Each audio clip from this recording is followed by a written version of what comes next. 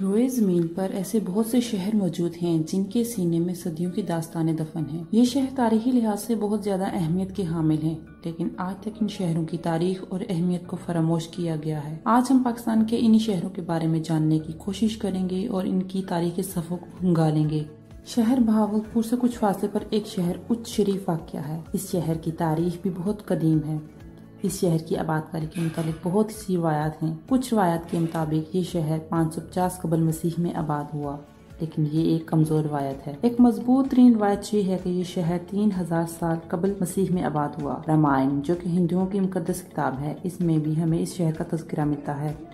اس شہر کی تہذیب موہنجو دڑو اور ہڑپا سے ملتی ہے۔ ابھی تو یہ شہر صحرا اور ٹیلوں پر آباد ہے، لیکن چونکہ قدیم وقتوں میں شہر دریاؤں کے کنارے آباد کیے جاتے تھے، تو یہ شہر بھی تب دریائے گھاگھرا کے کنارے آباد ہوا۔ ایک روایت میں آتا ہے کہ راجہ اجا نے دریائے گھاگھرا کے کنارے 2 شہر آباد کیے۔ ایک شہر کا نام اجمیر رکھا اور دوسرا شہر اجا کے نام سے جانا جاتا تھا۔ اجا سے یہ اچا بنا اور اچا سے اچ بن گیا اور آج اچ شریف کے نام سے جانا جاتا ہے۔ اچ شریف اور اجمیر کی ہسٹری ایک جیسی ہے۔ یہ دونوں شہر دریا کے کنارے واقع تھے۔ بہت سے فاتحین ادھر سے گزرے ہیں اور بہت سے عالم فاضل لوگوں نے اس علاقے کو اپنا مسکن بنایا۔ یہ علاقہ 12ویں صدی عیسوی میں دہلی سلطنت کا دارالحکومت بھی رہ چکا ہے۔ اس وقت یہاں سے ایک بہت اہم ٹریڈ روڈ گزرتا تھا۔ کہا جاتا ہے کہ جب سکندر اعظم ادھر سے گزرا تو اس نے اس علاقے میں قیام کیا اور اس کا نام سکندریہ رکھ دیا۔ یہ بات عام ہے کہ سکندر اعظم جس شہر سے گزرتا اسے تباہ کر دیتا، لیکن اس نے اچ شریف کو تباہ نہیں کیا۔ اس شہر میں بہت سی عظیم ہستیوں کے مزار قائم ہیں۔ 15ویں صدی میں ادھر ہراساں کے راجا نے بی بی جویندی کا مزار تعمیر کروایا۔ یہ مزار بعد میں سیلاب کی نظر ہو کر مسمار ہو گیا، لیکن آج 200 سال گزرنے کے بعد بھی اس مزار کی تعمیر نو نہیں کی گئی۔ جلال الدین حیدر کا مزار بھی ادھر ہی قائم ہے، جس میں کھڑے ہو کر بلے شاہ نے یہ شعر پڑھا تھا: تسی اچے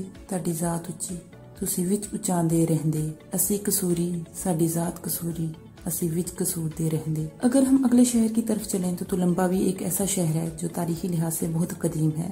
یہ شہر 2500 سال سے بھی زیادہ قدیم ہے۔ آرکیولوجسٹ نے یہاں سے ہندو، بدھسٹ، مسلمانوں اور سکھوں کے ادوار کی 4 تہیں دریافت کی ہیں، جہاں سے بہت سے سابقہ حکومتوں کے سکے بھی دریافت ہوئے ہیں۔ تلمبا میں دنیا کی قدیم ترین تہذیبوں کے اثرات بھی ملتے ہیں۔ BCE میں یہ علاقہ انڈیا کی 300 سے 400 کچھ شماکندہ ڈائنسٹیز کے کنٹرول میں آ گیا۔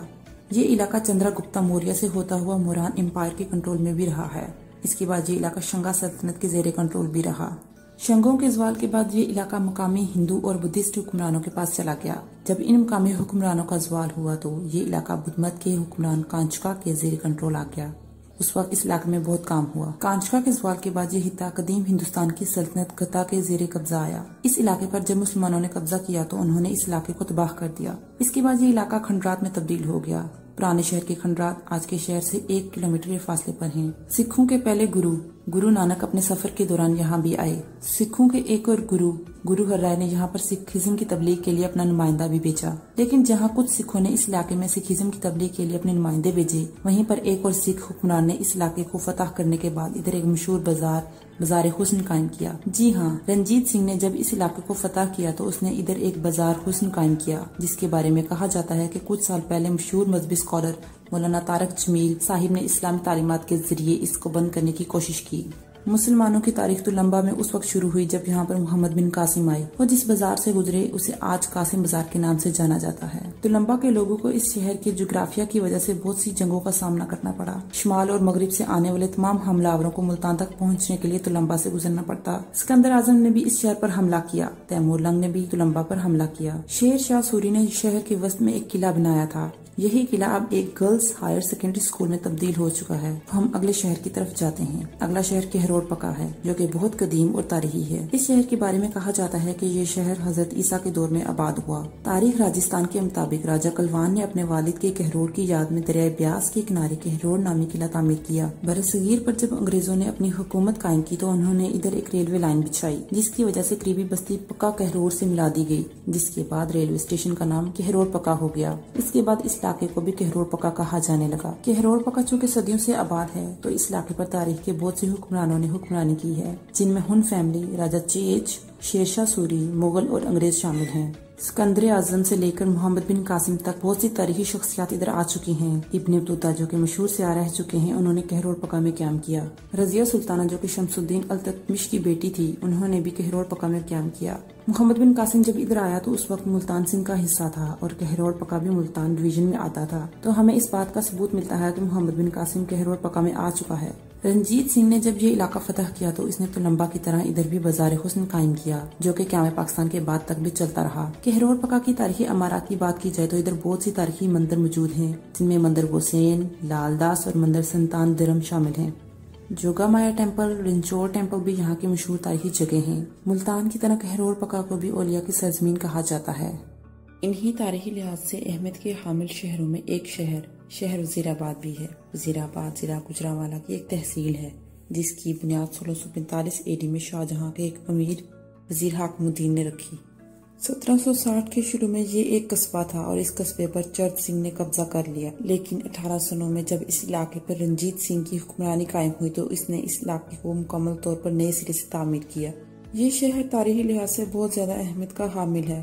سکھوں کے بعد اس علاقے پر انگریزوں کی حکمرانی رہی اور تب یہ علاقہ پرانے وزیر آباد ڈسٹرکٹ کا ہیڈ کوارٹر تھا۔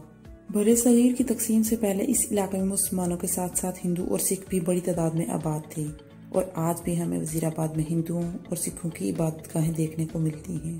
وزیر آباد کے تاریخی مقامات کی بات کی جائے تو یہ شہر تاریخی عمارتوں سے بھرا پڑا ہے۔ یہاں پر ہندوؤں اور سکھوں کی بہت سی پرانی عبادت گاہیں موجود ہیں، جو کہ توجہ نہ ہونے کے باعث لاوارث ہو چکی ہیں اور حکومت وقت کی توجہ کی منتظر ہیں۔ یہاں پر ایک بوالی موجود ہے، جو کہ ناظم آباد کی بوالی کے طور پر جانی جاتی ہے۔ اس بوالی کی تعمیر پر غور کریں تو یہ ہندوؤں کی کسی عبادت گاہ کی طرح لگتی ہے، اور اس کی وجہ یہ ہے کہ اس کے پاس ہی ایک کنواں موجود ہے۔ ہندوؤں کی عبادت گاہوں کے پاس کنواں اس لیے موجود ہوتا ہے کیونکہ وہ اپنی عبادت کے بعد اس کنویں میں اسنان کے لیے جاتے ہیں۔ وزیر آباد میں ایک گرو کوٹھا بھی موجود ہے۔ اس گرو کوٹھے کو گرو کا گھر بھی کہا جاتا ہے۔ اس کوٹھے کے بارے میں مشہور ہے کہ یہ سکھوں کے ایک گرو ہرگوبند سنگھ کی یاد میں بنایا تھا، کیونکہ انہوں نے ادھر سٹے کا کام کیا تھا۔ مولانا ظفر علی خان، جو کہ قائد اعظم محمد علی جناح کے قریبی ساتھی تھے اور جنہوں نے قیام پاکستان میں ایک اہم کردار ادا کیا ہے، ان کا تعلق بھی وزیر آباد سے تھا، اور آج بھی ان کا آبائی گھر وزیر آباد کے علاقے کرم آباد میں موجود ہے۔ اس شہر میں ہندوؤں کا ایک اور مندر بھی موجود ہے۔